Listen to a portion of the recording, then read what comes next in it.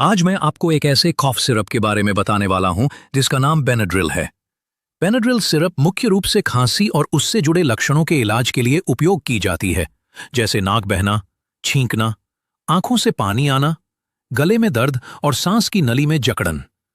मुख्य उपयोग खांसी से राहत। ये सूखी या बलगमी खांसी दोनों में असरदार है।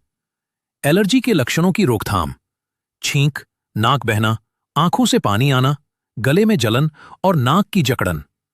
सर्दी, फ्लू या हल्के श्वसन संक्रमण में खांसी से जुड़ी समस्याओं में इस्तेमाल। कैसे काम करती है? डाइफेनहाइड्रामीन एलर्जी रोधी दवा है जो हिस्टामाइन को ब्लॉक करती है, जिससे एलर्जी के लक्षण कम होते हैं। अमोनियम क्लोराइड और सोडियम सिट्रेट बलगम को पतला व ढीला करने में मदद करते हैं ताकि आसानी से खांसी के जरिए बाहर निकल सकें। एथेनॉल सिरप को सुरक्षित और असरदार रखने में सहायक।